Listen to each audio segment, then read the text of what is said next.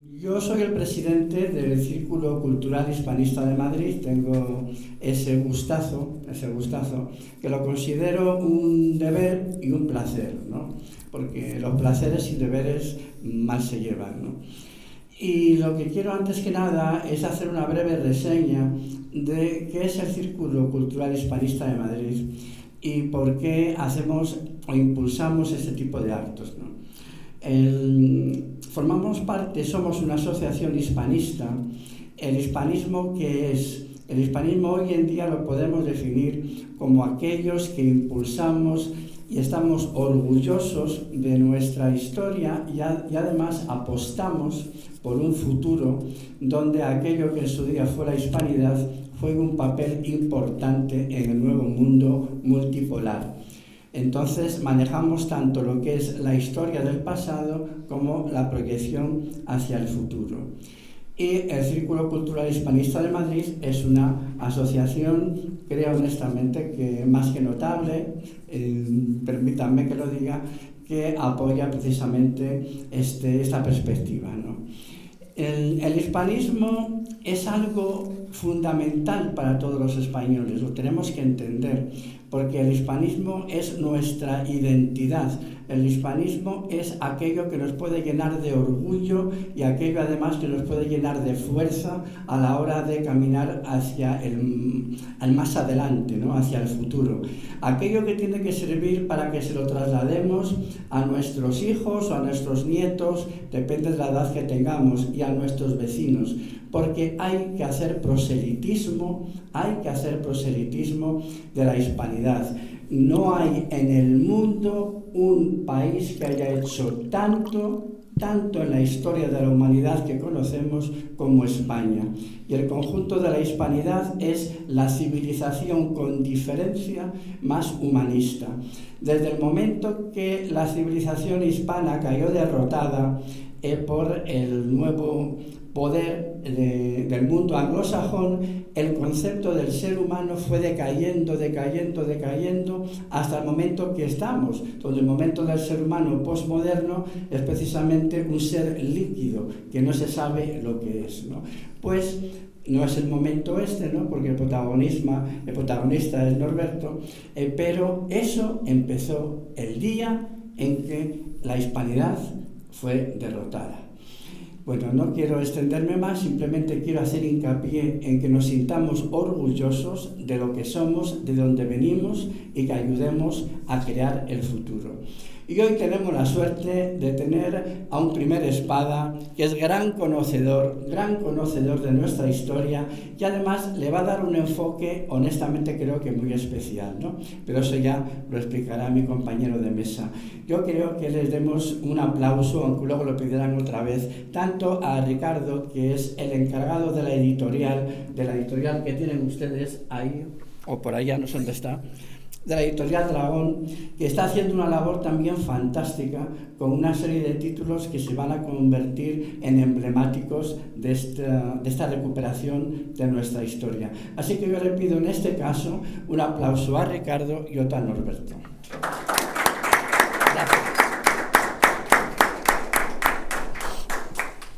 Bueno, muchas gracias por asistir aquí. Veo muchos amigos, veo caras conocidas, otras no tan conocidas, pero muy agradecido que hayan venido aquí. Estaba anunciado el evento un poquito antes y ha habido gente que ha venido media hora antes y lleva un rato esperando, lo cual es muy de agradecer en este evento, que vamos a hablar fundamentalmente de historia. La historia es algo transversal, ¿no? La historia, nadie vamos a sobrevivir a la historia, ni las ideologías, ni las guerras. Nada va a sobrevivir a la historia, pero lo que sí sabemos es que la historia, que es el transcurso del tiempo, lo cambia todo. Apenas un instante puede cambiarlo todo, ¿verdad?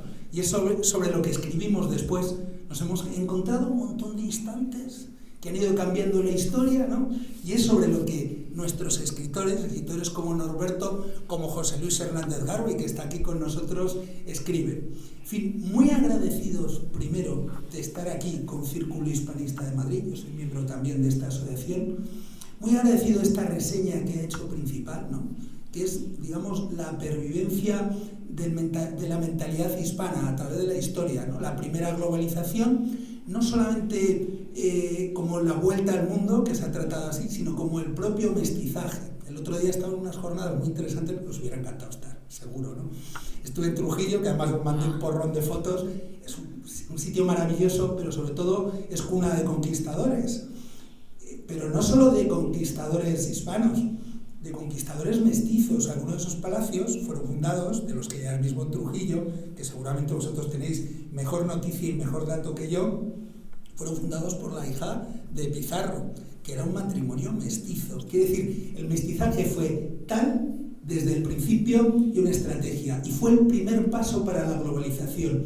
Lo que nosotros estamos tratando son porciones de esa historia y de ese imperio, y hoy lo que nos toca tratar no solo es una porción de tiempo, que es el siglo de oro de la guerra y de las letras, ¿verdad?, sino una porción en el espacio, fundamentalmente Europa, aunque como ya veremos, algunos de nuestros personajes que han vivido sobre la faz de la Tierra, ¿verdad?, ha recorrido todo ese mundo, como es el caso que ya veremos de la monja alférez. Y bueno, con esto doy paso a Norberto y sobre todo vamos a seatearle entre José Luis Hernández Garbi y yo a preguntas. He de aclarar, solamente para hacer un buen prólogo de esto, que el prologuista real de este libro ha sido José Luis Hernández Garbi, con un montón de títulos en sus espaldas. Un auténtico placer prologar el libro de Norberto. La verdad es que, como digo en el prólogo, es un gran libro en todos los sentidos, y es un gran libro de un gran escritor y de un hombre que ha visto muchas cosas. Entonces, eso se refleja en los diferentes capítulos y en los diferentes personajes. Pero yo no quiero intervenir más que en las preguntas, y quiero pasar la palabra a Norberto y que él nos cuente pues cosas del libro. De su génesis, por ejemplo. ¿Cómo surgió la idea de escribir este libro? Bueno, la idea surge de esas reuniones que tenemos con un buen vino español, y entonces esa noche, porque era una noche, a Ricardo me dijo: Norberto, tienes que escribir algo, tienes que... entonces pues me da una serie de personajes y yo le digo, bueno, tengo que escribir sobre escritores, que es mi especialidad. Yo lo que conozco más son los escritores, ya sea siglo XVII, generación del 27, también es una de mis especialidades, pero sí que es cierto que yo siempre he escrito novelas, he escrito ficción, me he acercado mucho a la literatura hispanoamericana, como bien sabéis, y bueno, me iba bien y estaba tranquilo, hasta que estos señores pues me embarcaron en esto. Y la verdad es que me ha sorprendido porque he descubierto cosas de escritores que yo había dado como ciertas, como palabra de Dios, porque lo han tocado gente como Jean Canavallo, como Elías L. Rivers, qué sé yo, Pérez de Montalbán, y luego resulta que la historia, los descubrimientos van cambiando casi cada día, ¿no? Yo quería decir una cosa, un comentario de lo que ha comentado Marcelino y el Círculo Cultural Hispanista, para definirme, ¿no? Para que vean, porque muchas veces me ha llevado a tener serios cruces de espadas, sobre todo con el mundo anglosajón, ¿no? Y yo creo, y me atrevería a decir que hubo un gran problema con la Reforma y cuando llega el calvinismo y el protestantismo. Y lo quería decir, ¿no? Yo tengo un relato, está basado, es de ciencia ficción, quedó finalista en un premio de ciencia ficción, donde se consigue la inmortalidad de una serie de personas que es una élite, entre ellos, por supuesto, el que lo consigue, eso lo escribí hace 30 años, tampoco es que yo sea un visionario, pero eso lo consigue un hombre de religión calvinista, no puede ser otro. Un hombre de religión donde la religión calvinista, el problema que yo le veo, y el protestantismo, y eso que Calvino tiene, y me he hecho una foto con una estatua que tiene en Ginebra, basa su condición religiosa en el éxito, en la lucha continua, en el dinero, en el poder. Es decir, si yo tengo éxito, y tengo dinero y tengo poder, seguramente alcance la gloria, que es la idea que se ha impuesto anglosajona a día de hoy.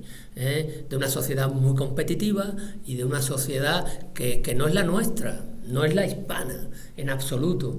Hombre, nosotros desafortunadamente no gana la contrarreforma, gana la reforma a lo largo del tiempo, sobre todo finales del 18, principios del 19 y del 20. Me estoy separando de aquí, pero yo creo que, ahora te cazamos para acá, que merece la pena, ahora te capturamos para que veáis cuál es mi sitio, ¿no? Es decir, un sacerdote español que va a América, por ejemplo, por decir Estados Unidos, va, y los he visto en Mali, los he visto en República Centroafricana, los he visto en Líbano y los he visto sobre todo monjas que se han fajado, joder, de lo lindo, y no tenían, como yo le decía a Cristina, digo, vamos a tomarnos un helado. Dice, es que no tengo dinero, pero ni para tomarte un helado, ni para tomarme un helado. He hecho voto de pobreza y no tengo nada. Bueno, ¿te importa que te invite a tomar un helado aquí en una heladería de Bamako?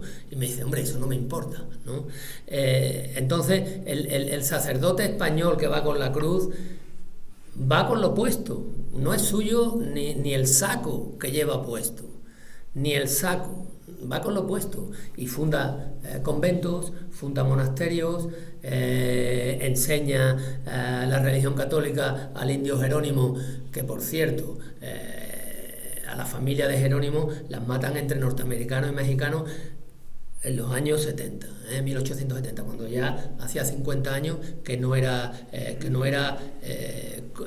virreinato México, virreinato español, nunca fue colonia, que eso es otra diferencia grande con respecto al mundo anglosajón. Y llegan sin nada. ¿Y qué es lo que dicen? Una religión de bondad, una religión de caridad, una religión de... bueno, ahora nos ponemos con el anglosajón. Cuando hablo anglosajón meto a los alemanes, porque el inglés es un alemán mal hablado, ¿no? Pero meto también a todo eso, meto todo ese norte. Y llega... ¿Cómo llega ese sacerdote? Pues llega con una pistola, se ha casado con 4 mujeres, tiene 500 hijos, la herencia sigue manteniéndola, mientras que el sacerdote español no se casa, no tiene nada, no tiene... entonces es muy diferente la situación de uno y de otro. Por cierto, los indios que salen en las películas son indios que están... han sobrevivido a... Bueno, iba a decir una palabra que así no... pero bueno, es lo que es, ¿no? Que han sobrevivido a todos los ataques que han tenido por parte de Estados Unidos y los ingleses. ¿Por qué? Las reservas están en California, en Nuevo México, en Texas, el camino... es decir, las reservas indias, y hay indios porque había españoles ahí. Si no, no hubiera habido ninguno. Es decir, la diferencia entre, que es lo que ha comentado Marcelino, es decir, España podrá tener 1000 defectos, los podrá tener, pero desde luego no concibe la vida como la conciben los anglosajones. Y ya digo que meto a daneses, ingleses, Henry Ibsen, holandeses y un poquito franceses.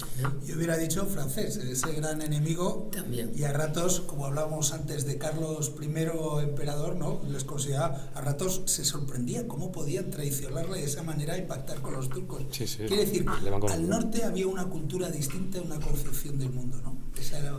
Sí, la concepción del mundo estaba clarísima en la diferencia y bueno, es que es todo lo contrario, es decir, nosotros no hemos comido el relato anglosajón de que la contrarreforma era algo antiguo, conservador, casi carpeto betónico de tal, no, y no es así. La contrarreforma no era esa lucha, y yo creo que el mundo hubiera sido muy diferente sabiendo que somos gente del 2021, cómo está el mundo ahora. Es decir, los escritores españoles del siglo XV, por poner un siglo, por empezar en algún lado, podía empezar en el siglo XII, pero los escritores españoles del siglo XV, siglo XVI, siglo XVII, los que están aquí, en este libro, en este famoso libro que ha escrito un tipo que conozco, pero que a veces no me llevo bien con él, Lope, Calderón, Francisco de Aldana, Catalina de Erauso, Cervantes, no hay nadie más humanista. Esa gente nunca pensaron en suicidarse. Y sin embargo llegan los escritores del siglo XIX, por no decir Goethe, Hölderlin, y se terminan todo viendo ese punto de vista. Es decir, un español jamás va contra la vida, porque es su manera de sentir las cosas. Nosotros ahora nos lo hemos comido todo. A mí también me gusta llevar a mi niño al McDonald's, ¿qué le voy a hacer? Entonces, no es que yo me haya hecho anglosajón, pero yo dirijo una biblioteca, y la biblioteca tiene 44.000 volúmenes. De los 44.000 volúmenes de historia, el 60% es relato anglosajón, el 10% es relato alemán y el 20% restante es relato francés, y el 10% es relato español, relato hispano. Vamos a hablar de hispano. Cuando hablo de español, para mí español es... Desde Nápoles a Filipinas. Todo, claro. Y toda Hispanoamérica es hispano. Las Españas, ¿no? Sí, a mí me fastidia mucho cuando alguien dice la palabra latino, me sienta muy mal. Y cuando dicen cualquier otra palabra que no sea hispano, ¿no? Son hispanos. Igual que Valle Inclán, al director del periódico de allí, de México DF, un director del periódico que se mete con los gachupines, que es lo que llamaban a los españoles, el tío, pues bueno, como era Valle Inclán, le escribe una carta y los reta a un duelo. Claro, no podía a otra cosa. Pues yo hago lo mismo. A mí, cuando alguien, de una manera despectiva, pero a un lado y al otro, cuando de una manera despectiva, porque nosotros yo soy familia de migrantes, macho, y he estado desde Suecia, mi familia ha estado desde Suecia, Alemania, Suiza, Nigeria y América. Que también era al contrario, ¿no? También pasaba al contrario. De hecho, Valle Inclán reta a duelo al director del periódico de México DF, precisamente por llamar gachupín, que era un carácter muy despectivo a los españoles. Decía, ¿cómo que gachupín? Gachupín, ven, tal, le diría una barbaridad, pero al final no tuvo narices y mira que también estaba manco, como Cervantes, ¿no? Entonces, para mí pasa igual. Y la hispanidad, el movimiento hispano, yo creo que lo tenemos que defender. Y yo creo que es nuestro futuro, desde mi punto de vista. Yo coincido también con tu opinión. Yo quería preguntarte con respecto al libro. Ostras, vamos a hablar de mi libro, por fin. No, es un preámbulo precioso. Vamos a mezclar las dos cosas. Sí. Los escritores... Sí. A ver. Quería preguntarte si los... ¿Se escucha ahora? Sí, ahora sí. Si los escritores en la batalla que recoges en tu libro encajan con ese, tanto en su obra literaria como en su personalidad, encajan con ese, digamos, estereotipo de español del que hemos comentado, del español integrado en la hispanidad. Sin ninguna duda. Y además no hay escritores más humanistas que los escritores españoles del 17. Es decir, joder, parece que me meto mucho con los ingleses y los alemanes y tal, pero no hay ningún autor de la talla de Miguel de Cervantes como humanista. Es decir, ningún autor.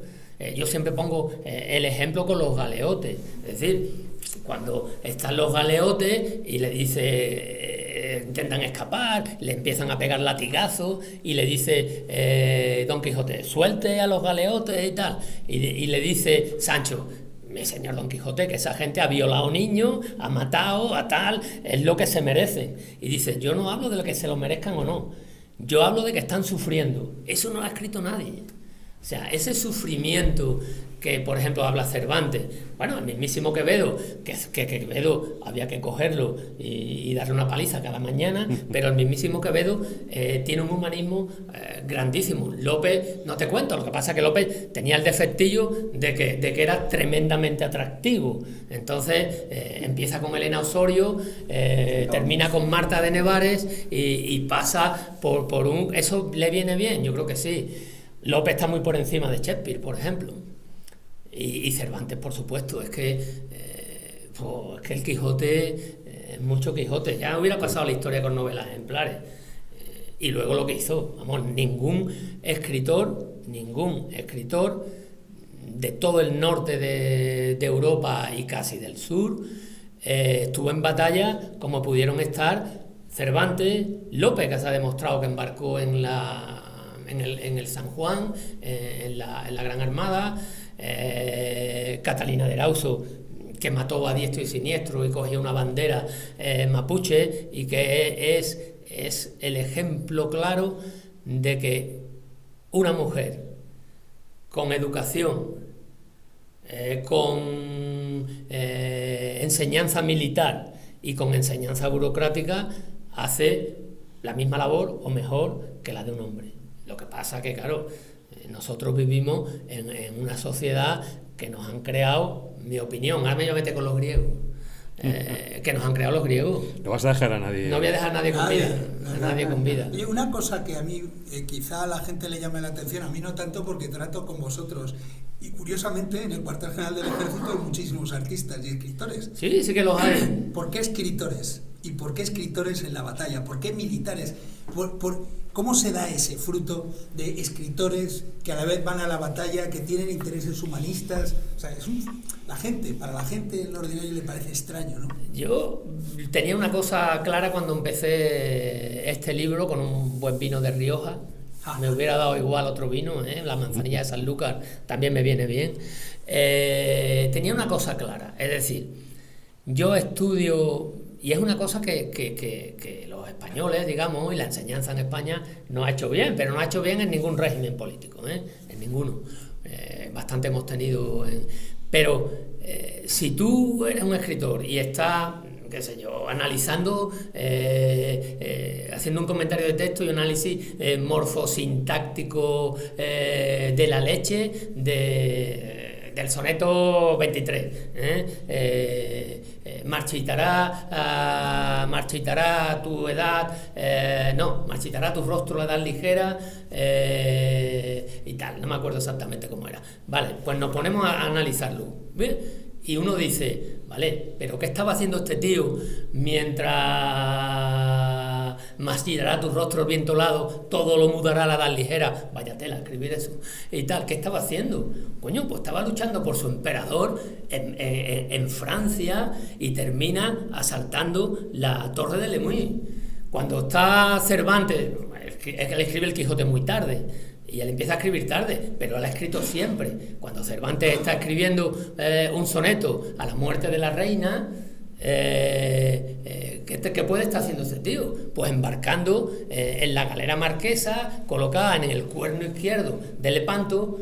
No me gustaría estar allí, con los turcos delante. Imaginaos lo que es un turco. Los hombres de Levante eran los más duros que había. Hablo hombres de Levante españoles. Los turcos eran igual de duros, tampoco nos vamos a engañar. Pero Flandes era dura, porque era pero la batalla en la mar, los desembarcos, y luego pelear en una tabla, y como decía Cervantes en El cautivo, entrar por una tabla y ver cómo van cayendo uno a otro hasta que tú consigues entrar ahí y ver que lo que te espera es la muerte, porque es lo que te espera. Hubo 30.000 muertos en Lepanto, casi nada. La zona más complicada era la de Miguel de Cervantes, estaba en los barcos y seguía la estela, como dice él, de María Antonio Colonna. María Antonio Colonna, Cervantes va con María Antonio Colonna, y es verdad.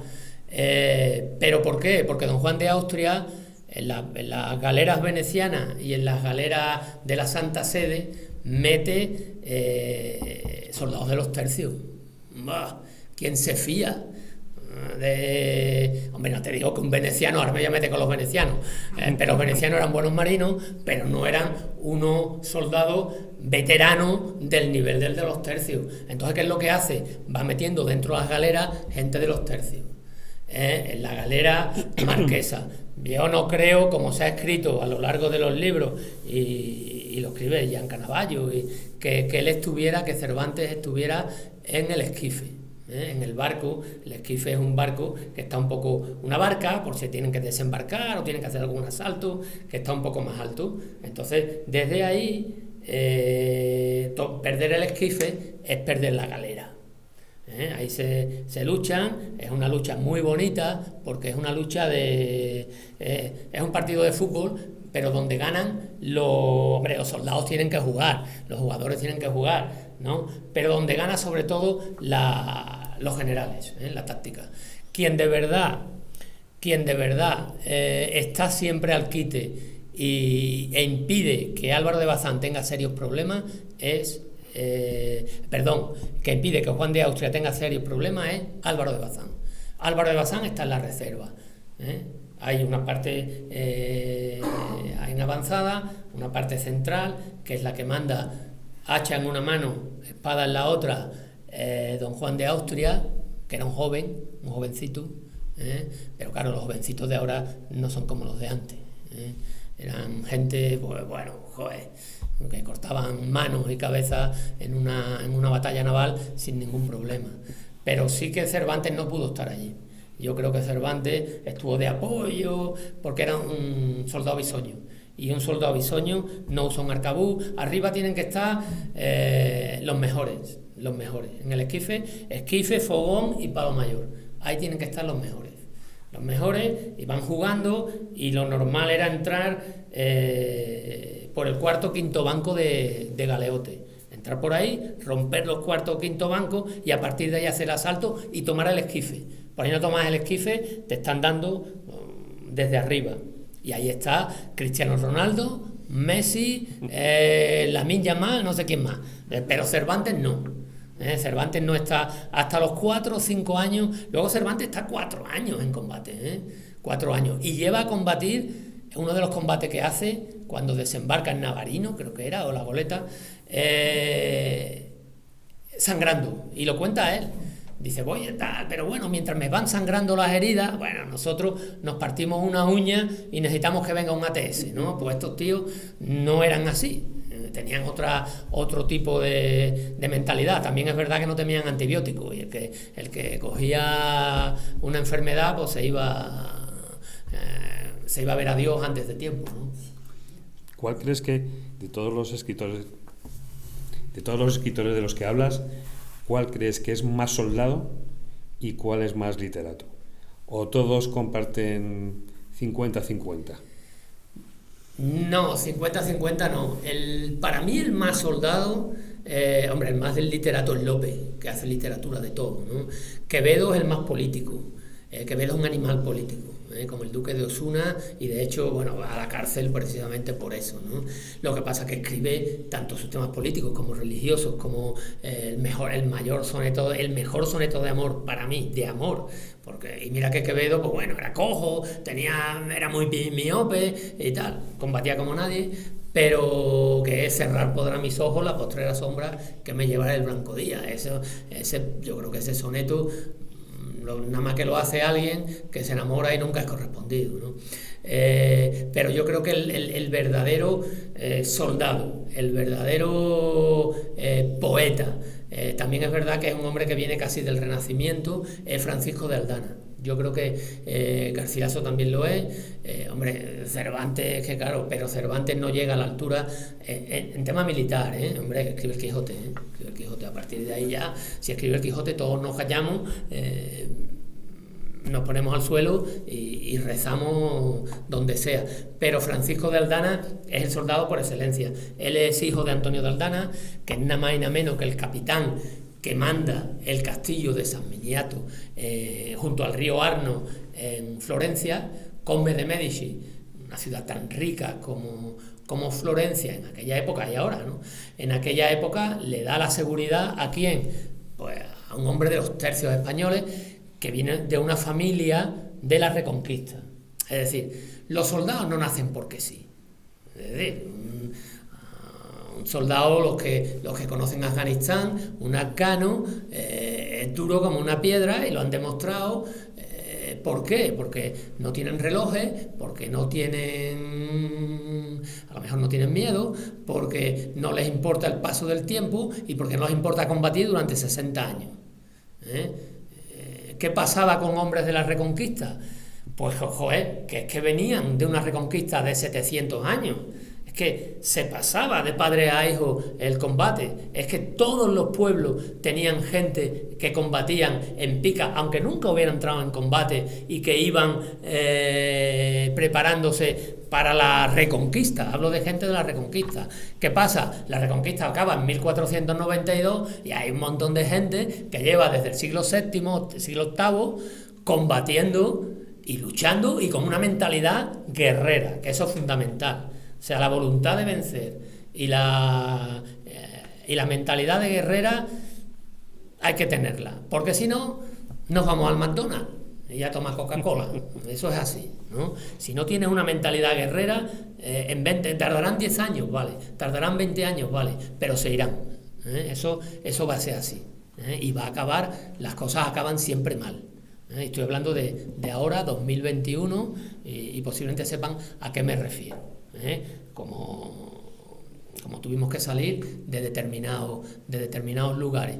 Y esa gente era muy guerrera. Es decir, dice, no, es que con 500 hombres llega y se va a México.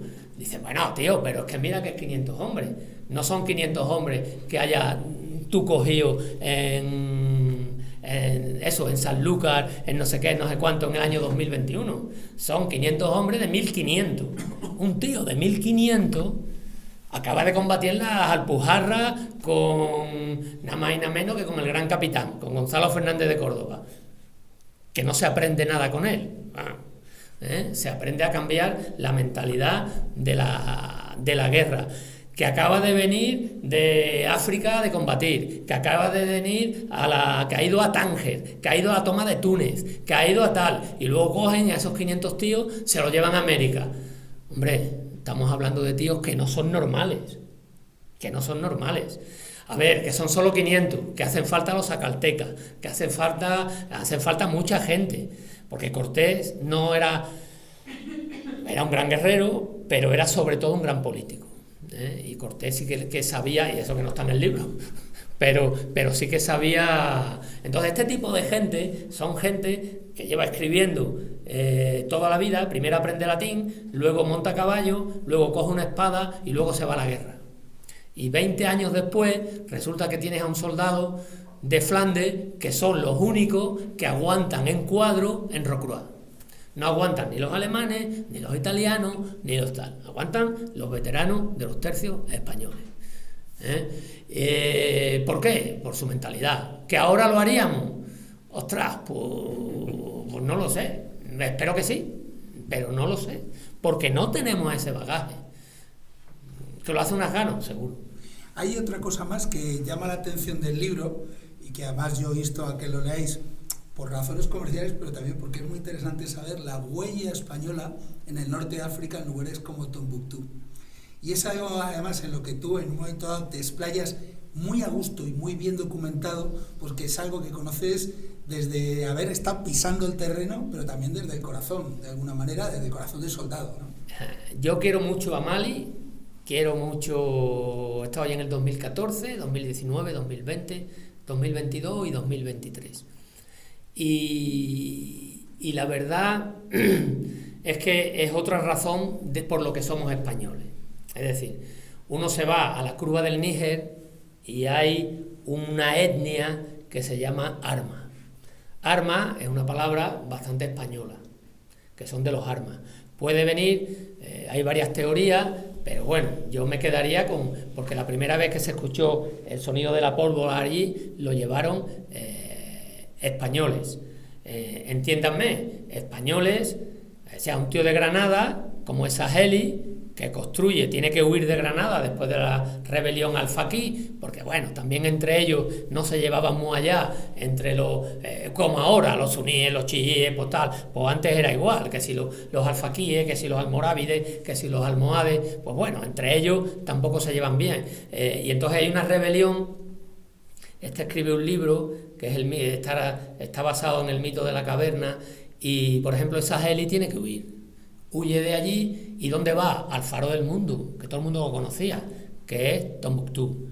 Entonces, la mezquita de Djenné A ver, seguro que han visto las mezquitas de Yené, la mezquita de Gao y la gran mezquita de Tombuctú, que son las mezquitas estas con las torres que aparecen así, de tipo piramidal, que van saliendo. Eso es para poder arreglarlo. Con los salientes que tiene, esa la construye Saheli, que es un granadino.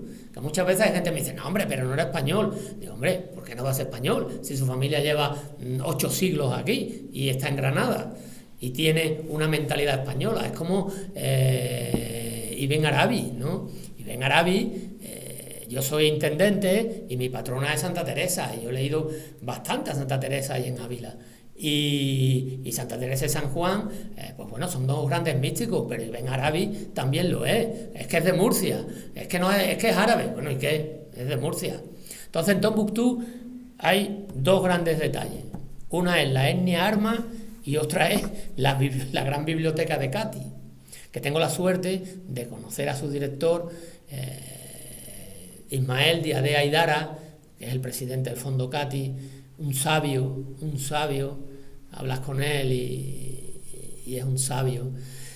Tiene que salir pitando después de la rebelión yihadista en 2012, yo ya llegué allí en el 2014, y bueno, esta gente, tú dices, es que es descendiente de Witiza, es que el rey Witiza, el rey Rodrigo, pues bueno, entre las guerras civiles estas que hay, pues se impone el rey Rodrigo y Witiza se va a la zona de Murcia-Cartagena. Pero había sido rey. Cuando entran los musulmanes, pues no ayudan a Rodrigo. Y luego con el tiempo se pasan al Islam. Y en Toledo, en el año 1468, o sea, estamos hablando de 711, de Witiza, pam, se han pasado al Islam, pam, y en el 1468, 7 siglos después, pues bueno, ya cambian las cosas. Estamos hablando de 1468, 1492 está cerca, hay, contra los judíos, hay lo que son los fuegos de la Magdalena, y entonces este señor tiene que huir, con lo cual él era juez allí. Los musulmanes, 1468, que creemos que los musulmanes tienen sus propios jueces y los cristianos tenían lo suyo. Entonces al final tiene que huir. ¿Y qué es lo que se lleva? La biblioteca. Se lleva la gran biblioteca de Cati. O sea, todos los poemas escritos en castellano antiguo, en aljamiado y en andalusí, lengua andalusí, que al andaluz llegaba hasta más allá de Pamplona, lo recuerdo, y lengua andalusí, se recogían en la gran biblioteca de Cati, de Tombuctú, y lo han protegido desde 1468, que salen de Toledo, hasta 2012, lo han protegido la familia Cati. Los Cati es un apellido los Cutí, Al-Cutí. Al-Cutí es el que tiene que huir en 1468. Esa familia sigue moviéndose y terminan llamándose Cati. Luego tienen que esconderse, porque claro, ahí cambian los imperios como nosotros. Bueno, peor que nosotros. Es decir, al imperio Songhai le sustituye los dogones, a los dogones le sustituye el pachalato de Marrakech, que ahora hablaré de él, y eso está ahí, en la gran biblioteca de Tombuctú. Y eso lo conocía Ortega y Gasset, que escribe un artículo en El Sol, en el diario El Sol, en 1924, porque un alemán, me meto con ellos, pero también le doy la razón en muchas cosas, son los que van llegando lejos, ¿no? Un alemán que es nada menos que León Frobenius le dice a Ortega, oye, tío, tenéis allí una raza de gente que desciende de españoles. Digo, coño, ¿de españoles? Dice, sí, los Armas. Dice, los Armas, pero la biblioteca de Tombuctú, dice, no, esta gente llegaron mucho después. Un siglo después llegaron.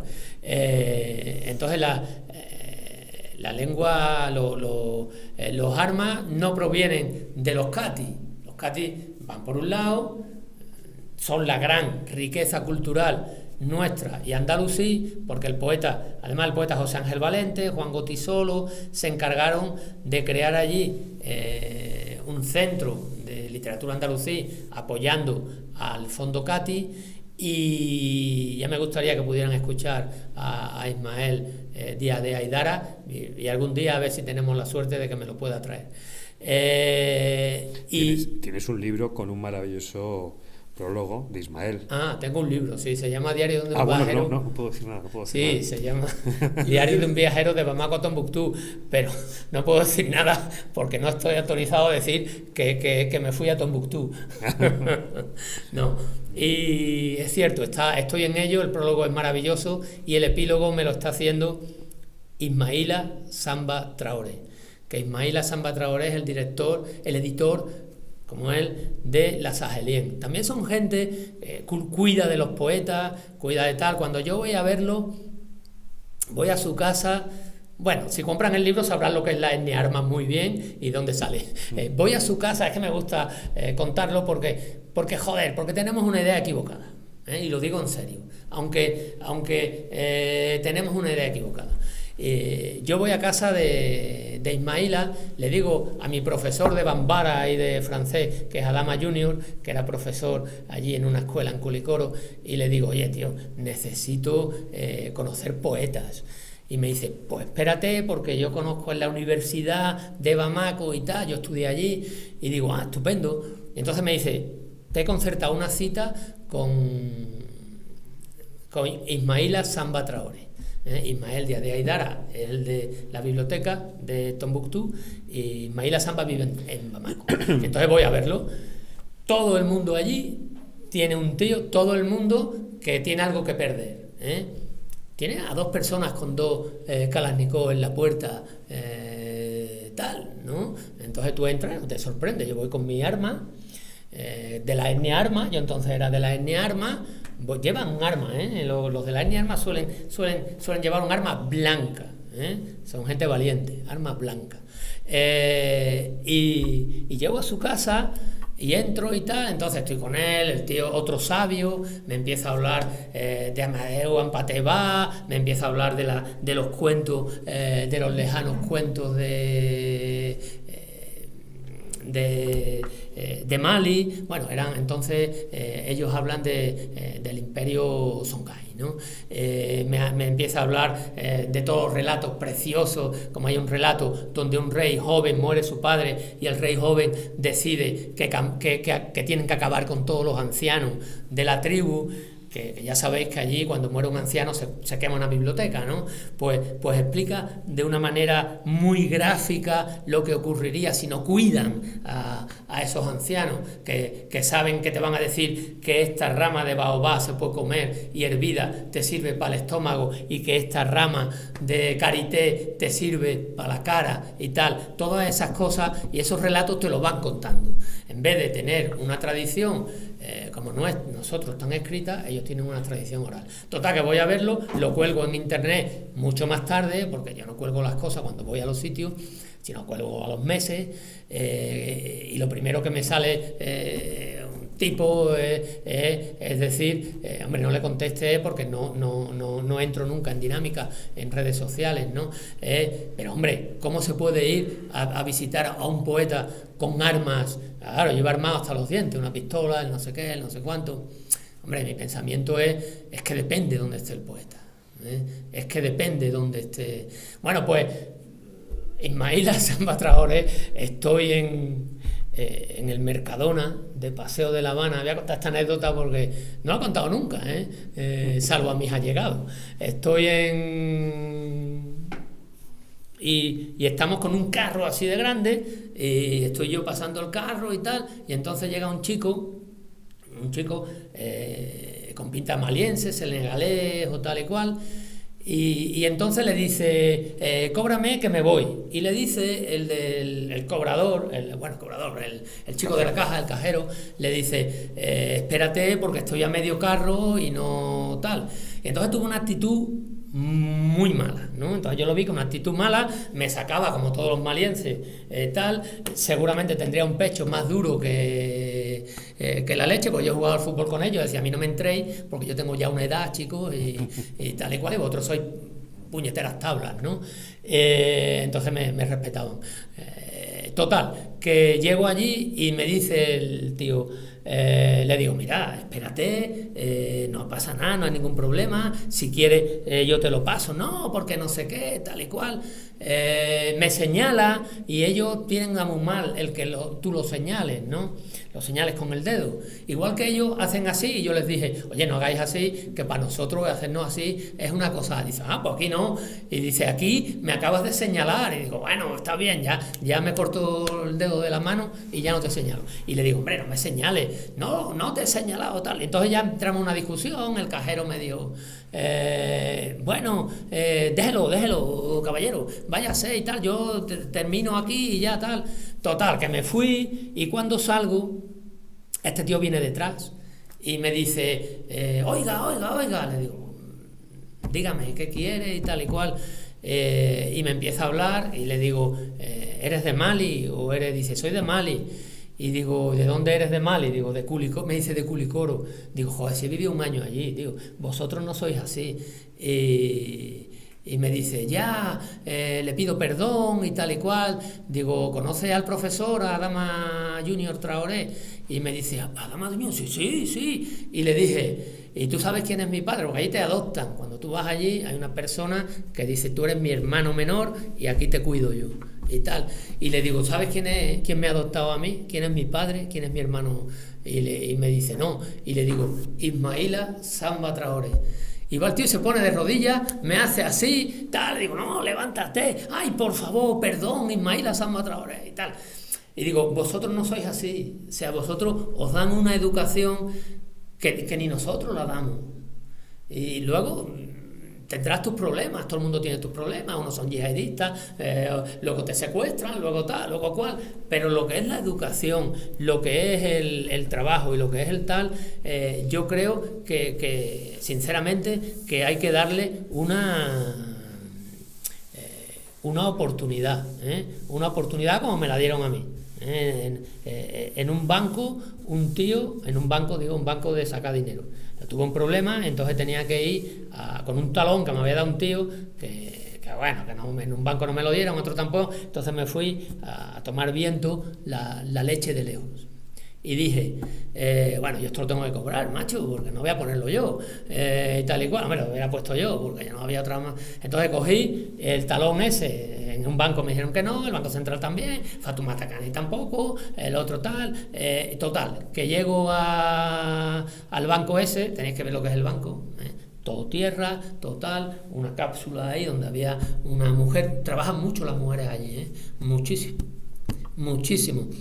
Y llego allí y claro, me voy, digo, el director, por favor, y tal. Yo igual, yo armado, fuera estaba Padilla, veo un paracaidista de primera división, pero él, no, una vez que yo entro, él se queda con el vehículo y se queda con tal. A la izquierda, por supuesto, estaba el típico con el Kalashnikov, vestido de paisano, así y tal, que ni movió un dedo. Y entonces entra un tipo con la vestimenta... una vestimenta de allí, ¿no? Musulmana. Y yo estoy allí tranquilamente, había, es decir, 19 personas. ¿Y por qué sabía que había 19 personas? Porque las conté, de las 19 había 2 niños. Me quedo allí y digo, tal, y empieza a gritarme, pero a gritarme muy cerca y muy tal. Y digo yo, ostras, ¿y aquí cómo salgo? Si empujo a este tío, esta gente me van a tal, o no, o se van todos a por él, o no sé qué, empieza y me sale un chaval que estaba ahí sentado, uno de los que estaba sentado esperando, y me sale y le dice algo, no sé, lo estaban hablando en Bambara, yo no entiendo Bambara, yo sé decir en Sogomá y Caquené y poco más, ¿no? Y no eran palabras para decirle en aquel momento. Pues no había dado un tío los buenos días cuando se está acordando de mi madre, ¿no? Total, y le dijo algo, el tío, y empiezan como a discutir, nadie se mueve, nadie se inmuta, el de Kalashnikov tampoco, y consigue separarlo. Se queda conmigo, yo voy allí, cobro el talón, ahí conseguí cobrar el talón, lo conseguí cobrar. Y cuando estoy saliendo me dice, ¿eres español? No, claro, me vio la bandera con el escudo y le digo, sí, y digo, coño, hablas español, por supuesto con el acento maliense, ¿no? Y me dice, sí, hablo español y tal. Digo, joder, lo hablas muy bien, ¿dónde has aprendido? Y me dice, lo he aprendido porque trabajé 3 años en los plásticos en Almería. Y digo, oye, te quería dar las gracias porque yo de ahí no sabía cómo salir. O sea, no sabía si irme, si quedarme, si me voy, si yo qué sé, me dan un estacazo, tal.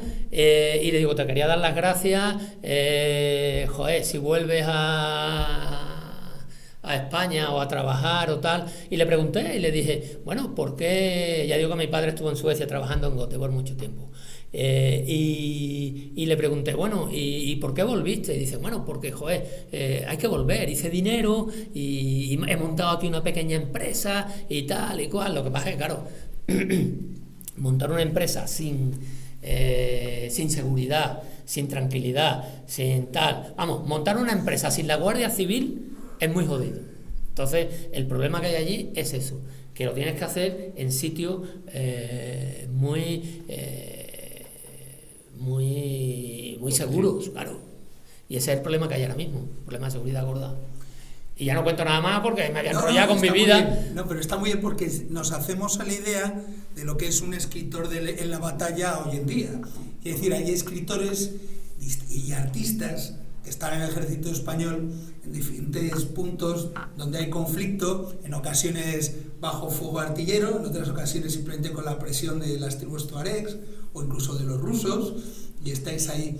Entonces yo quería un poco también que nos hablaras, si no querías añadir no. De los múltiples personajes del más pendenciero de ellos. Bueno, el más pendenciero es Alonso Contreras, sin duda. Alonso Contreras y Catalina, pero Alonso de Contreras es el más pendenciero de todo. Alonso de Contreras, yo recomiendo que lean La vida y hechos de Alonso Contreras, porque bueno, es una autobiografía. Se supone que López de Vega lo empujó a escribirla, pero es un hombre que con 13 años ya cuenta él, lo que pasa que Ramón Gómez de la Serna lo duda, pero ya cuenta él, y Antonio Rodríguez Moñino también, ya cuenta él que mata a otro niño en el colegio, ¿no? Con 13 años, y entonces lo destierran y se va a Segovia. Luego, a partir de ahí, hace lo que todo el mundo, se apunta a los tercios, pero siendo un niño, llega como todos, llegan a Nápoles, y en Nápoles a Flandes. En Flandes deserta, es que lo hace todo, claro, lo buscan por desertor, y luego ya se apunta a lo que contaba antes, a los hombres de Levante. O sea, son tipos que van, por supuesto, pendencieros a muerte, es decir, mata a un alguacil, nada más y nada menos, porque no le gustó el coleto que llevaba él. Ellos iban vestidos a su manera. Los soldados de los tercios no iban uniformados, igual que nosotros, que los soldados españoles van uniformados y nadie se escapa a esa uniformidad, botas, tal, no sé qué, tal, pantalón, camisa, tal. Ahí no.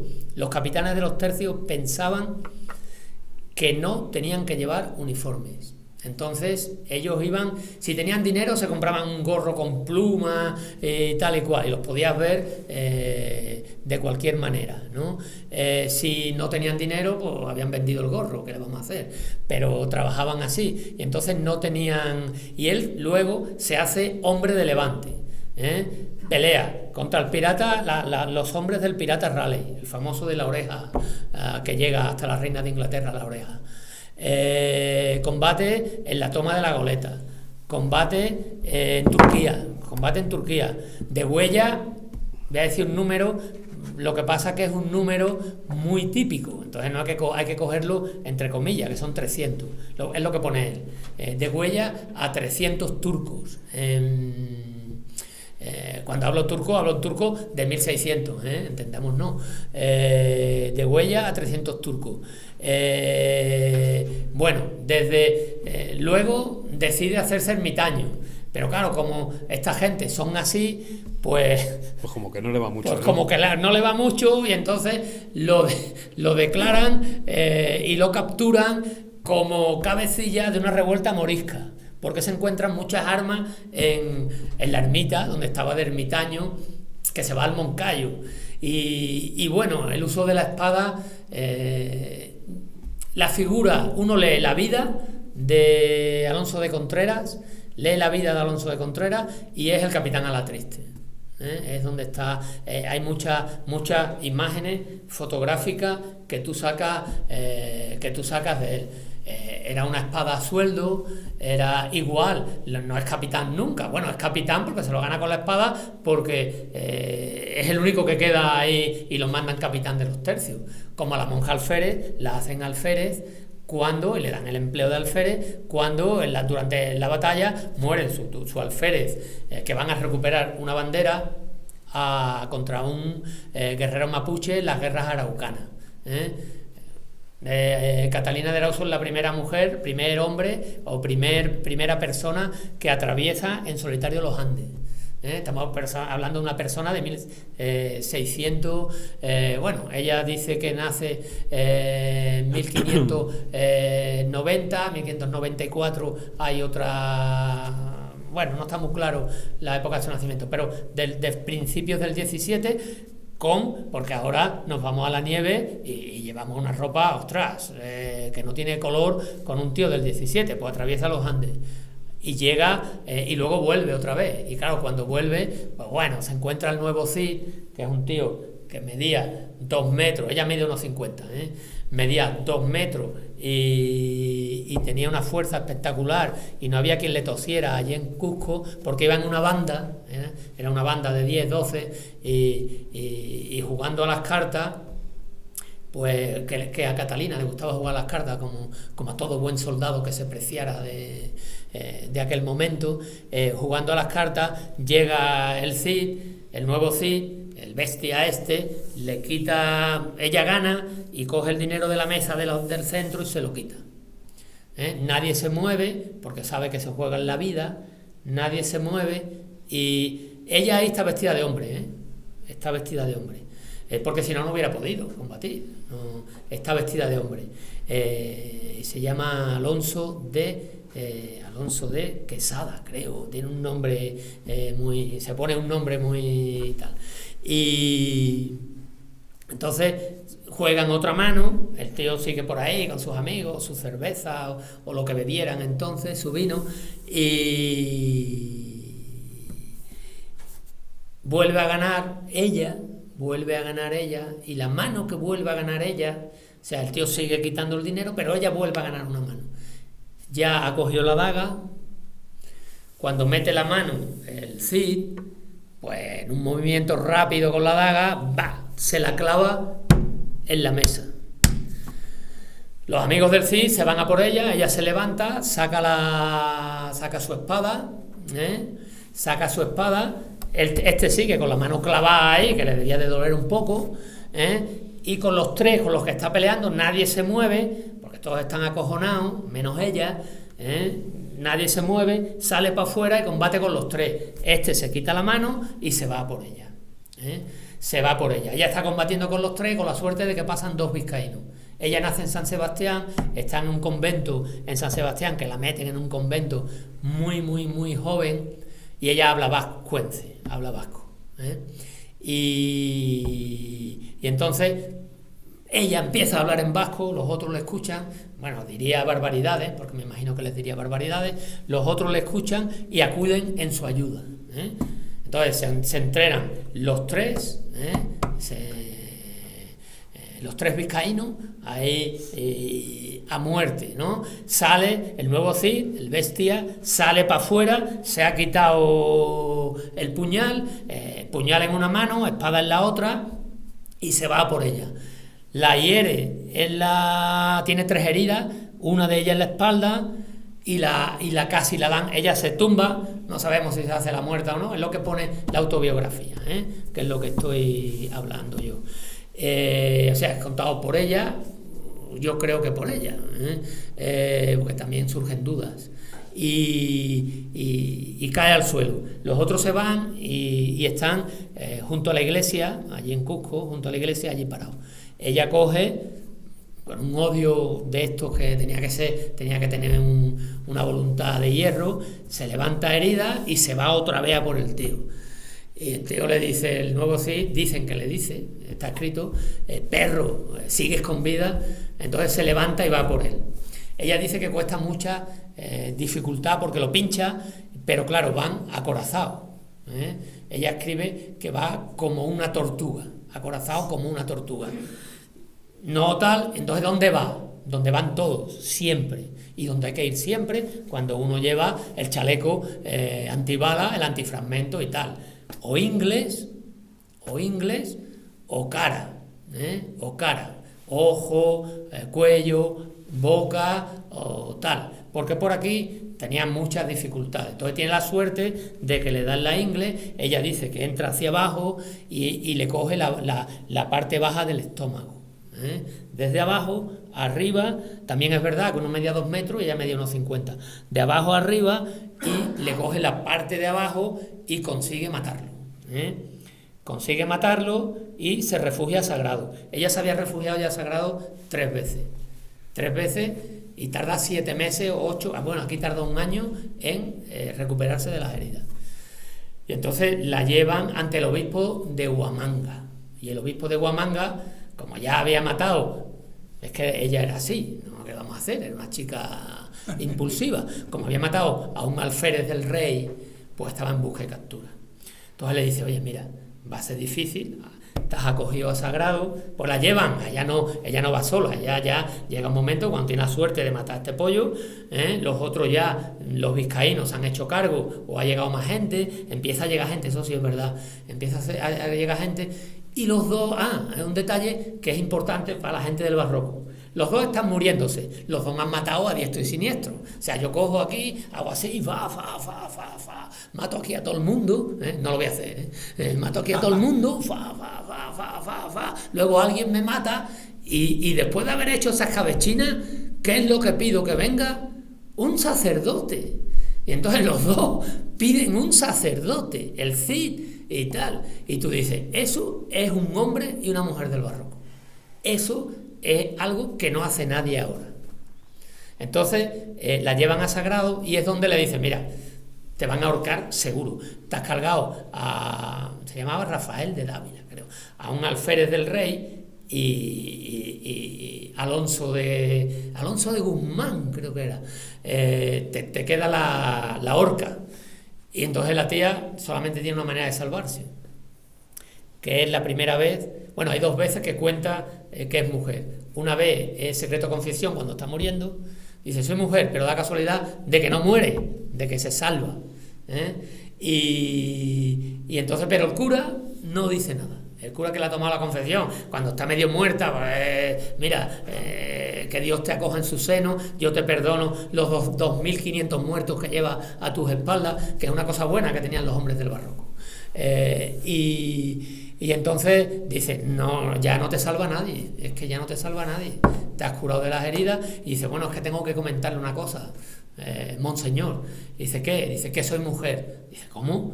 Dice, sí, que soy mujer. Entonces no se lo cree, lógicamente no se lo cree, y llama a cuatro matronas. Y esas 4 matronas la miran, la examinan y le van al obispo y le dicen, mire, esta mujer es mujer, pero es que no solo es mujer, sino que está igual de virgen que como Dios la trajo al mundo. Eso tenía que ser una cosa dificilísima en aquellos tiempos. Pues claro, las violaciones estaban a la orden del día. O sea, primero que nadie se enteró, y luego que es verdad que en el barco, cuando ella embarca varias veces, ella hace un embarque en Sanlúcar, y en Sanlúcar la intentan robar, ¿no? Sanlúcar no, en el barco,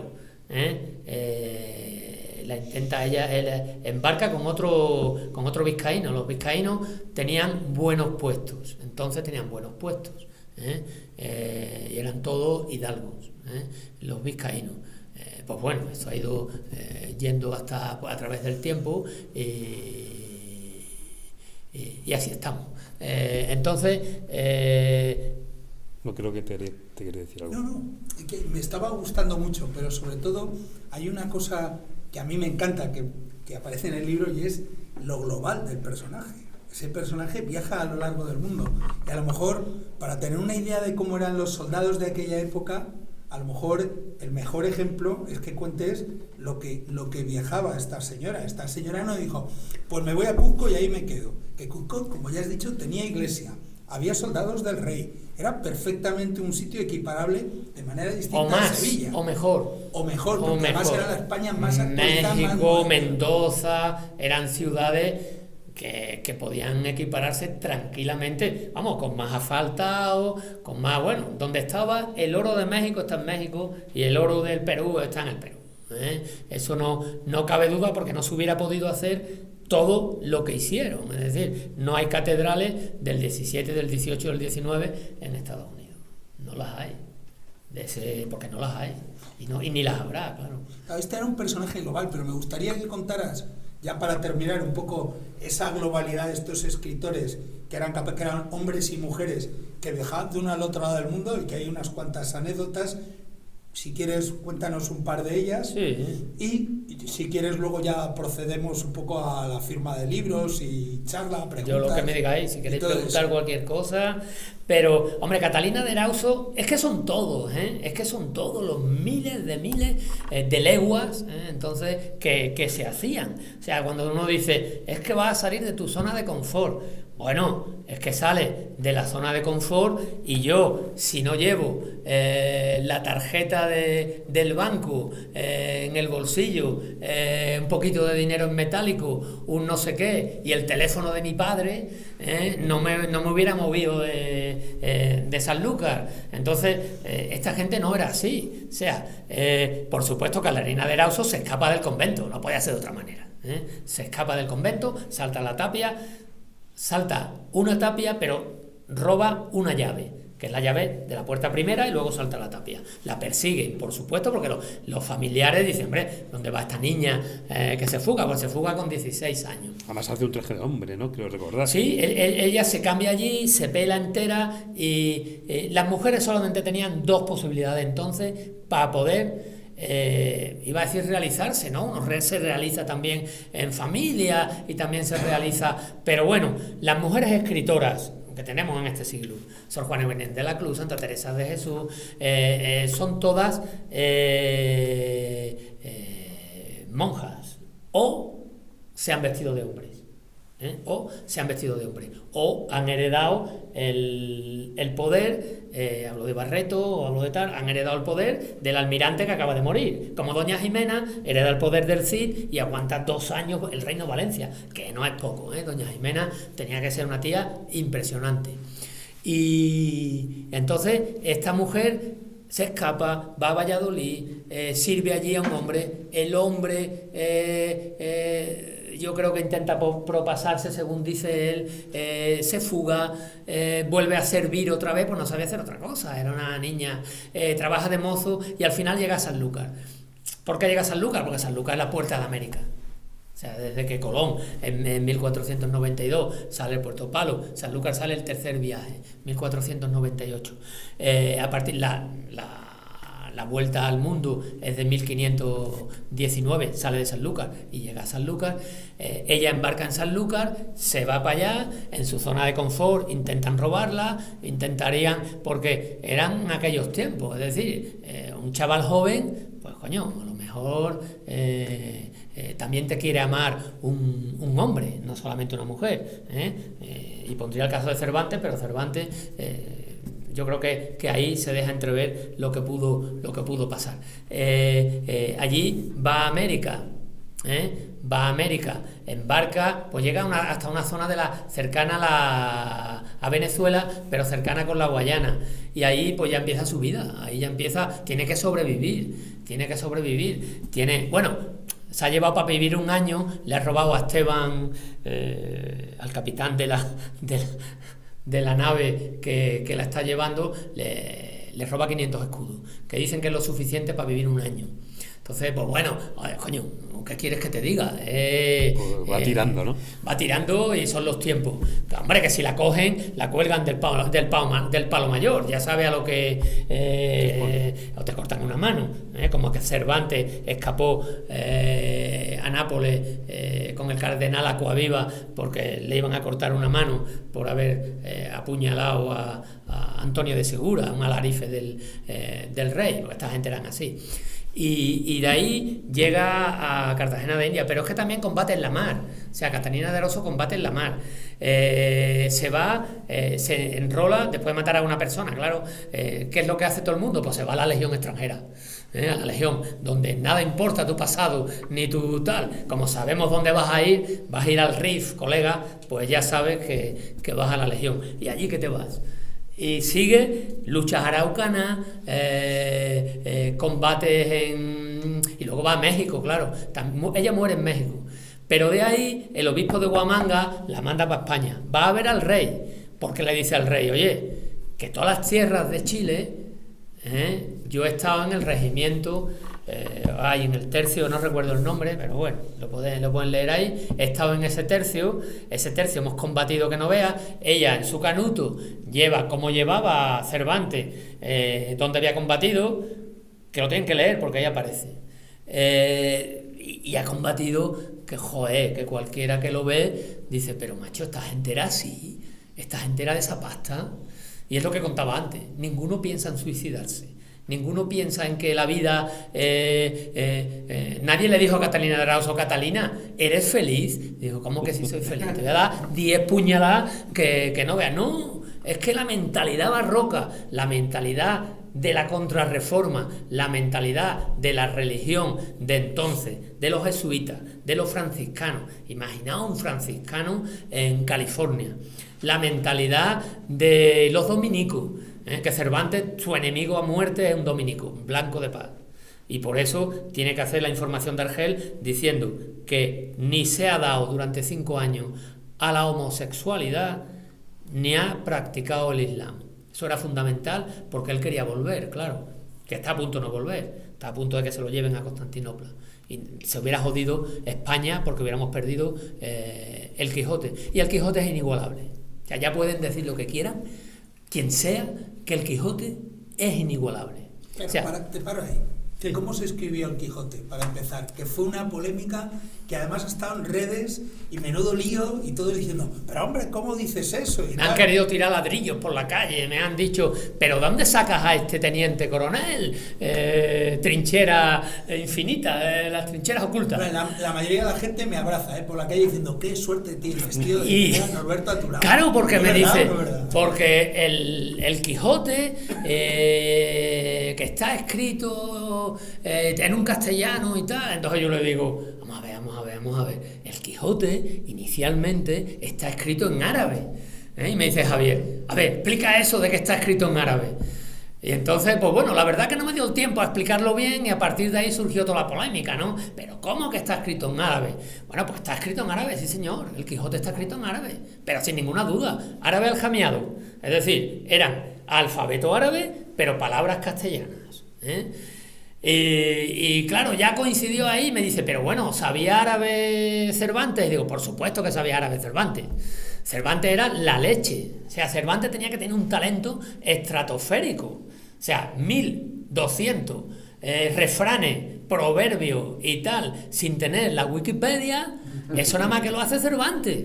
O sea, no lo ha hecho nadie. Y entonces, digo, Cervantes por supuesto que sabía árabe. Y ya ahí se lió todo. Coño, ¿cómo va a escribir Cervantes en árabe? Digo, vamos a ver, tengo que explicarlo. En el capítulo 9, la primera parte, está Cervantes, está el narrador, que es donde juega Cervantes, está el narrador, y se encuentra en la Alcaná de Toledo, en Zocodover, que yo cada vez que voy allí digo, aquí fue donde encontró Cervantes el Quijote. Encuentra, en el Alcaná de Toledo, encuentra unos papiros, eran unos pergaminos enrollados, y entonces no lo encuentra, sino que está escuchando a un morisco,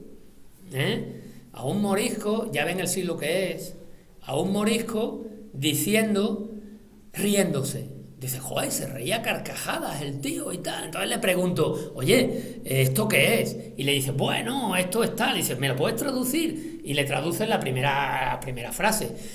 Sí, esto es la historia del ingenioso hidalgo Don Quijote de la Mancha. ¿Y de qué va? Pues un tío loco que ha salido, que va vestido de caballería del siglo XI, siglo XII y tal y cual. Y entonces lucha. Y entonces digo yo... estaba yo diciéndole a este, entonces Cervantes lo coge ahí y lo coge en árabe y se lo traduce, se busca a un morisco que sabía aljamiado, Cervantes seguro que sabía aljamiado, sabía el alfabeto árabe así, y Cervantes tuvo un trabajo en Argel con libros, seguro. O sea, seguro, con libros, a él le ven el talento, aparte es un bollito, tiene 28 años, bueno, son 5 años los que está allí, es un bollito de 20 y tantos años, porque nosotros cuando teníamos 20 y tantos años éramos tíos altos, guapos y tal, pues bueno, pelo. Sobre todo José Luis. Con pelo, era un bollito, era tal, y él seguro que le han visto algo, y por supuesto que Cervantes sigue allí. Además, hay un detalle que yo creo que se lo sigo yo creo que es Lucía Mejía el que lo cuenta, no solo él, ¿no? Pero que Cervantes se llama Miguel de Cervantes Saavedra. Pues no, él se llama Miguel de Cervantes y Cortina. Su madre es Leonor Cortina y su padre es Rodrigo Cervantes, como su hermano. Su hermano se llama Rodrigo. Y él se llama Miguel. Él no se tenía que llamar Saavedra. Él se llama Saavedra, según las teorías, pero yo creo que es una buena teoría, porque una palabra árabe, que si tú la lees en árabe, es Saavedra. Él, ¿qué es lo que hace? Meter ese apellido como como el apellido castellano, que es verdad que es un apellido castellano, que es Saavedra, que por eso dicen que Cervantes es gallego y otros dicen que es catalán, ¿no? Por Saavedra, porque claro, todo el mundo coge su... Puede ser, yo diría que depende, ¿no? Pero Saavedra significa tullido. Entonces Cervantes, cuando alguien iba allí a verlo y decía, a ver, que el Pachá, porque él lo había comprado el Pachá, ojo al dato, porque valía 500 escudos de oro, ¿vale? Valía muchísimo dinero, muchísimo. Se pasaron con el precio. Que te llama el Pachá, no sé para qué lo llamaría. Y no decía Miguel, ni decía Cervantes, le decía Saavedra, ¿dónde está Saavedra? Pues el tullido, sí, pues está por allí, lo hemos visto que está leyendo tal. Porque Argel no solo era... Argel tenía 100.000 personas, era más grande que Sevilla, más grande que Cádiz, y tenía 20.000 esclavos. 20.000. Para controlar 20.000 esclavos hay muchas maneras, y una de ellas es crucificándote, claro. Coger a uno y decir, a ver, crucifícame a este tío, y como tarde 12 días en morir, procura que tarde mucho para que le veamos, todo el mundo lo vea ahí, lo reunamos por la noche para contar a la gente, pues que lo vean cómo está el tío sufriendo, porque la crucifixión no tiene más misión que el sufrimiento absoluto, ¿no? Y cuando quieren que tú dures, pues duras. ¿Por qué? Porque te ponen un taco en los pies y ya los pulmones no te asfixian, pero te matarán con el tiempo. Entonces, los controlaban de esa manera. Cervantes posiblemente tenía una cierta facilidad para moverse de un lado a otro, seguramente. Y luego, en Argel también se vendían libros. Hay tres cosas que tienen mucho valor en aquellos tiempos. La carne humana no se la comían, pero la vendían. Es decir, las personas, yo puedo mover a las personas de un lado a otro. El oro lo puedo mover de un lado a otro, porque un día te viene Carlos V y conquista Túnez, y ahora ¿tú qué haces? Pues te vas con 12 carretas de oro e intentas tomar Tombuctú como hace el sultán de Marrakech. No hay otra. Si te presionan, pues tienes que buscarte un sitio, ¿no? Para vivir.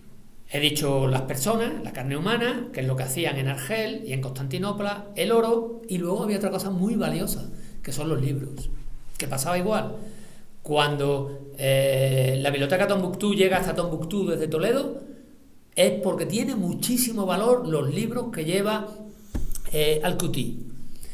Y ven Arab Al-Qutí. Al-Qutí de los Cati, de toda la vida, de Tombuctú.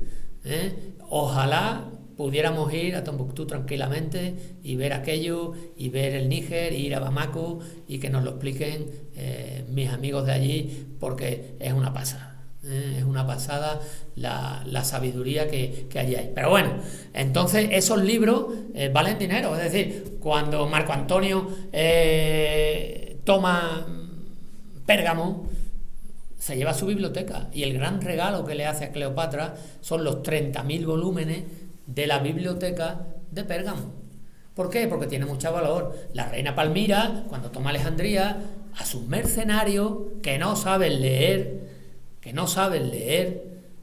los paga con libros. Les paga con libros. ¿Qué significa eso? Que tiene mucho valor. Y la reina Palmira lo sabe. Eso estaría bien ahora, que a la gente la pagaran con libros, sobre todo para nosotros. Sí. Bueno, fíjate el valor que tienen los libros, ¿no? Bueno, yo quería un poco por resumir. Bueno, primero incidir que el libro entonces era la gran tecnología de la época. Que ahora estamos todos con nuestras tablets, con nuestros móviles, con toda esa tecnología, pero que el libro, junto con los galeones, que eran los que llevaban y traían y combatían también, ¿no?, con los arcabuces, eran la gran tecnología de la época. Es decir, aquellos hombres combatían al límite de la tecnología y escribían al límite de la tecnología que tenían, ¿no? Entonces, un poco esa también es la idea, pero sobre todo, un poco para concluir, me gustaría los dos, cada uno en su momento, que un poco a los que estamos aquí nos contarais las razones para leer este libro, el peso que tiene este libro. Yo creo especialmente... El autor del prólogo mejor. No, pero tú tienes que concluir. Hombre, yo lo quiero mucho, al libro lo quiero mucho porque este verano, y Luis, que está aquí, lo sabe, yo le decía, no sé para qué me he comprometido, menudo verano me queda, y tal y cual. Pues llevaba 1 año y medio, pero claro, me dice, oye, esto hay que sacarlo antes de octubre, tal. Y digo, ostras. O sea, yo he trabajado en este libro un par de años. Primero con mucha documentación, tengo la suerte de estar en la biblioteca del Cuartel General del Ejército, 40.000 volúmenes, tengo toda la colección de bibliotecas de autores españoles, que son más de 300, y ahí están todos, siglo XVIII, siglo XIX, esa es de 1847 la que yo tengo, de la editorial Rivadeneira, y bueno, y a partir de ahí todo, tengo muchos libros de 1800, 1900, cuando era gente que de verdad sabía. Yo lo hacía peor, Garbi lo hace mejor, pero yo lo hago peor que esto, pero sí que lo recomiendo. Discrepo. A ver, no sé si está encendido. Sí, está encendido. Ahora está apagado. Has apagado. Perdón. Hombre, yo os invito a leer este libro porque es una maravilla. O sea, yo escucho a Norberto y la verdad es que es un placer escucharle pero no solo por su sabiduría, también por las anécdotas que nos cuenta, por las historias, que muchas veces son maravillosas. Y yo invito a leer el libro porque es que tiene mucho de Norberto y bueno, porque es que hace honor al título. Norberto es escritor y es soldado. Entonces, pues quién mejor para contarnos estas historias de escritores en la batalla que él, ¿no? Yo creo que ese es el idóneo. Además tiene una forma de escribir muy característica, que es que nos sumergimos completamente en la historia, además con un lenguaje en cierta medida hasta que llega a ser en algunos momentos hasta poético, que nos emociona, y es lo que a mí también me llama mucho la atención y por lo que recomiendo el libro. Y desde luego, se lo van a pasar en grande leyéndolo, van a tener más ganas de leer a Norberto, otras de sus obras, y ya digo, espera, yo me he adelantado un poco antes cuando he dicho lo de... No, has hecho muy bien, lo del libro. Si hay aquí algún editor, pues estará encantado de firmar el contrato. Y bueno, pues ya digo, es un placer, para mí ha sido un honor leerlo, a escribir el prólogo y seguir leyéndolo, porque es que tiene obras realmente maravillosas. Además, quizás a lo mejor pensamos lo que tú decías también al principio, que Norberto es un autor de ensayo histórico, pero es que toca todos los palillos, que como escritor de literatura de viajes es de chapó. Como escritor de relatos igual, ¿no? Y transmite esa emoción al lector que muy pocos autores logran conseguir, ¿no?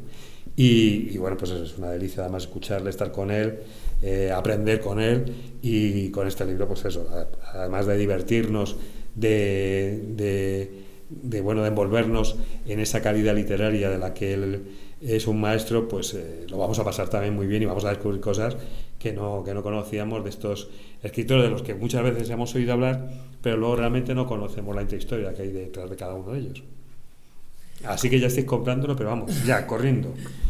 Yo quería de verdad daros las gracias porque lo he pasado muy bien. Yo contando anécdotas, pues también me parece mentira, pero también me divierto porque las cuento mucho con un café por la mañana, no las mías, sino la de cuando hablamos de los escritores. Bueno, ahora estamos con La ballena alegre, y porque Sergio le gusta ese tema, con La ballena alegre y todos los escritores que se reunían en La ballena alegre, unos que si eran fascistas, los otros que si eran comunistas, pero bueno, tomaban copas todos juntos, y estoy hablando, qué sé yo, de los Alberti, de los Ernesto Jiménez Caballero, de los de Bergamín, de Morlán Michelena, gente que se reunía allí, y ahora estamos con ellos, con Ernesto Jiménez Caballero, y nos reunimos allí, así que invito también al que quiera ir a las 10 de la mañana, 9:30, a tomar un café allí, pues están completamente invitados.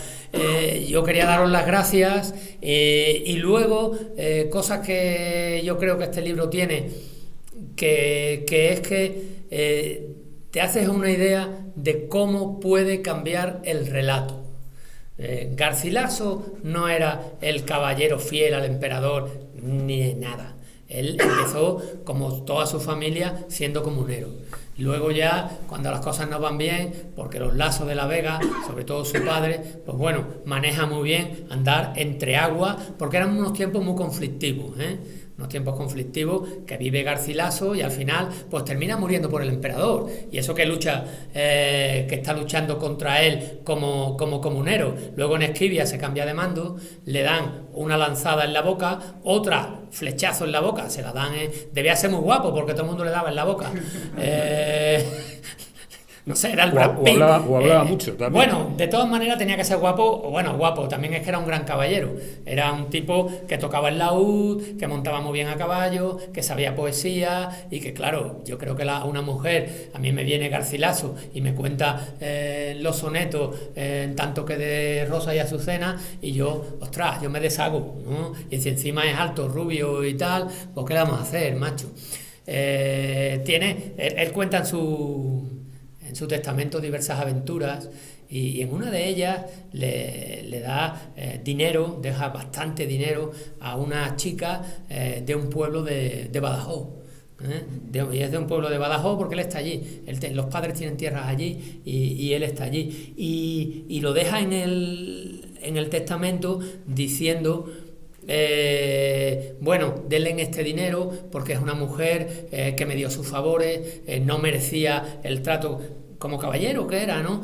Yo me tuve que ir, tal, no merecía el trato, no sé qué. Dice, pero si está casada, por favor, déselo con mucha discreción.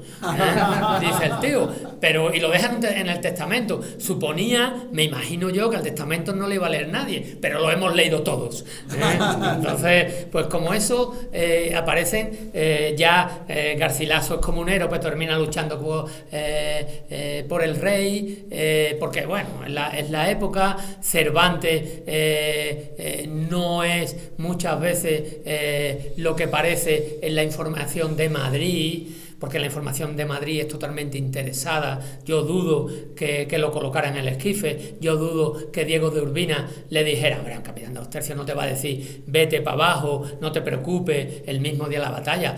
Coño, un general está en otra cosa, está en otra cosa. Te cogerá tu sargento mayor o tu cabo y tú le dirás, es que estoy malo y tengo fiebre, y te dirá, mira, te voy a dar 2 guantazos, Miguel, como no te pongas ahí, cojas la pica y tal y cual. Tú no estás viendo las 300 galeras otomanas aquí, y que acaba de bajar el San Jack, que nos van a hacer fuego ya. Te vas a ir para abajo. ¿Tú qué te vas a ir para abajo? Tú, carne de cañón, tú vas a entrar primero por la... Total, al primero siempre lo matan, pues ve tú, ya que estás malo, ve tú. Eso es lo que le hubiera pasado en situación normal hoy día, hoy día. Nadie te llega y te dice... te pide una baja, dice. Sí, mira, es que me duelen los pies. Y el jefe te dice, oye, tío, que estamos en las Ardenas, y aquí vienen los alemanes, si son los alemanes, o si eres alemán al contrario, que estamos en las Ardenas y te voy a forrar a leches, ¿no? Cosa que por otra parte yo pienso y digo, coño, Donald Trump se salvó de ir a Vietnam por tener un espolón en el talón, y tú estabas en Líbano con un espolón. Joder, no me lo creo. Este tío tenía un enchufe ahí de cojones, o era un poco cobarde, ¿no? Tenía que decirlo, lo siento, es algo que me supera.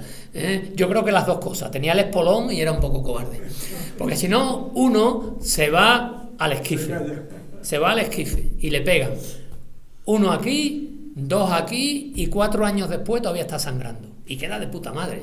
No, esto es la oreja, esto que es de mierda, y con un 22, ¿dónde va con un 22? Nosotros nunca hubiéramos disparado con un 22, eso está claro.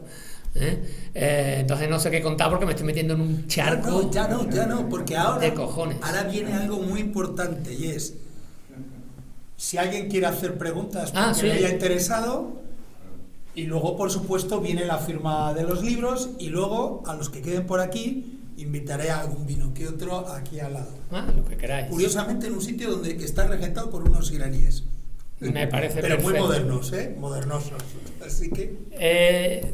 bueno, hablaría de Irán mucho, pero no porque hoy no toca y esto tocan preguntas. A ver, por favor. Bueno, tenemos tiempo, Yo le he dicho a mi mujer que no espere para cenar. Bueno, pero nos matarán aquí en el centro. Bueno, a la orden, mi teniente coronel, solamente preguntarle, no sé si era en Kulikoro o Tombuctú, que este señor que le gritaba y tal, y luego salió en defensa, al final no nos dijo usted por qué fue, que usted le preguntó que por qué se puso así con usted, por qué fue. No, ¿cómo le voy a preguntar yo? En el banco, no, el chico el que chico habló no se con él. puso. No le pregunté nada. El chico. Yo me fui, es que me fui de allí. Tú te yo hubieras no ido sabía también. Porque, bien, solamente era. O sea, me fui de allí, le dije, Padilla, arranca. Y nos fuimos, ¿sabes? Pues yo sé lo que me estaba diciendo, porque no era la primera vez que me lo decían. Un día llegó un tío al coche y, por supuesto, un coche blindado y las ventanillas subidas, y empezó a golpear el coche y empezó a decirnos de todo. Íbamos 4 dentro del vehículo. A ver, tú no sabes tailandés, pero si yo soy tailandés y te digo lo bien que me cae en tailandés y que te voy a matar, seguro que te enteras. No me hace falta traductor. Sí, buenas. Muchas gracias por todo lo que habéis dicho. Quería preguntar, como has citado a grandes rasgos, muy simplemente, lo que caracterizaría esencialmente a los anglosajones en su conjunto. Hombre, tienen cosas muy buenas, Sí. Pero eso no. O sea, nos han llevado a una sociedad que a mí, personalmente, creo que nos han llevado por el camino equivocado. La pregunta va por otro camino. Estaría este gran grupo de los anglosajones, los católicos hispanos, algo así.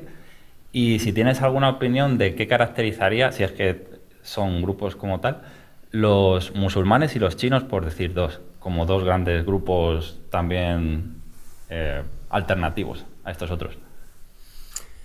Hombre, de China te podía hablar mucho porque mi niño es de China. Nació en Nambú, en Chengdu, lo que más quiero en el mundo. Y me pasa exactamente lo mismo. Es que es más español que cualquiera de nosotros porque ya sale yo el Quijote. Entonces, como me dijo James Siflan, vamos a montar un club del Quijote. Sí, vale, lo he montado, hemos montado un club del Quijote en la biblioteca. James Siflan es un hispanista de la leche. Por cierto, escribe en inglés, y, bueno, escribe en castellano, en español, pero es inglés y es un gran hispanista. Y muy bueno, es un fuera de serie que le vamos a hacer, tío. Y bueno, yo me suelo perder y ahora me he perdido. ¿Cuáles serían las características esenciales? Sí, China ha cambiado mucho. Vamos a ver, China sí que es una nación. Yo a los chinos le preguntaba dos cosas, bueno, no tenía ni idea de China, ¿no? Le preguntaba dos cosas, fundamentalmente. Cuando estuve allí, y vamos a volver pronto, ¿no? Porque mi niño quiere ir. Mi niño tiene ya 21 años. O sea, que es un tío mayor, no le gusta tanto la literatura como a su padre, estudia informática, cosa que yo no sé nada, pero bueno. Y siempre hacía dos preguntas. Digo, bueno, después de cómo entra el Japón aquí y tal y cual, no sé qué ideas tenéis de Japón y qué relación con el Japón? Ellos lo hacen de una manera política, por lo menos los que me contestaban a mí, lo pregunté a varios, y dicen, no, nosotros... Voy un momentito a la tienda, chicos. Venga, nosotros no... el pueblo de China lo respetamos y tal, pero a su gobernante, desde tiempo inmemorial hasta aquí, no le tenemos, iba a decir otras palabras, pero no le tenemos ningún, y vamos como una intérprete, no le tenemos ningún cariño. Y la intérprete me decía, te van a contestar siempre eso. O sea, que no sienten en absoluto que los americanos le hayan tirado, cosa que yo sí siento, que le hayan tirado 2 bombas atómicas, y con niños y con tal y cual, que yo creo que no había necesidad. No sienten en absoluto. Y luego la otra pregunta que yo le hacía era Taiwán. Y yo digo, bueno, y el problema que tenéis con Taiwán, que claro, con Chiang Kai-shek y tal, la historia y tal, y todos me contestaban lo mismo. Me decía, ¿Taiwán? No, Taiwán es China. Entonces, partiendo de esos dos problemas, esos son gente del siglo XXI, finales del XX, del XXI. Y luego, hombre, están volviendo a la mentalidad oriental. Ellos tienen una mentalidad oriental que no van a perder, ¿sabes? Es como los rusos. Entonces, yo creo que China, aunque sea un país comunista que vive un sistema totalmente capitalista, yo creo que debe reconducirse. Creo, según lo que vi ahí, ¿sabes? Y lo otro, los musulmanes, pero es que me pasa 3/4 de lo mismo. Es que yo he estado en Líbano y he estado en la Pascua Ortodoxa, he estado con los cristianos maronitas en Cleyá, que nosotros llamábamos el pequeño Vaticano, donde hemos rezado muchísimo, y he estado en la mezquita, en la mezquita azul, que recomiendo ir allí, ahí está Dios, la mezquita azul de Beirut, he estado en la mezquita de Marjayún, y he estado en Turquía, en la mezquita de Adana, y joder, una cosa, y en Mali igual. O sea, yo siempre tengo un Corán y Biblia de los sitios donde voy. O sea, tengo una Biblia escrita en bambara y escrita en francés. Tengo un Corán igual. El Corán es la lengua de Dios, y hay que leerla en árabe. O sea, yo no puedo leer el Corán. Sí. Termine, por favor, y le hago una pregunta. No, yo ya he terminado. Perdóname una cosa, van a cerrar ahora a las 9 y a mí me gustaría que él firmara algunos libros. Bueno, yo firmo, pero puedo responderle. Es muy simple. Es un poco rápido porque si no... La pregunta es muy simple. En un momento determinado ha dicho que lo más importante era, muy simple, la carne humana, los libros, pero en primer lugar ha dicho algo que se me ha escapado. Son 3 cosas fundamentales que he manejado. Carne humana, Los libros, esclavos, el oro. el oro. El oro.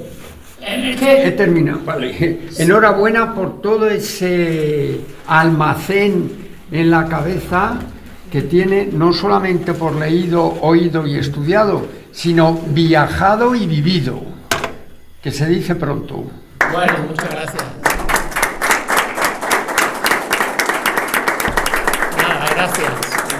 primera firma. De todas maneras, Ese estilo. la filosofía china hay que seguirla porque van a ser, y yo creo que están cerca de los hombres del barroco. Creo que están cerca. Y hay que seguirlas, no porque yo ame China, que las amo, pero con sus muchos defectos. Sí. Claro.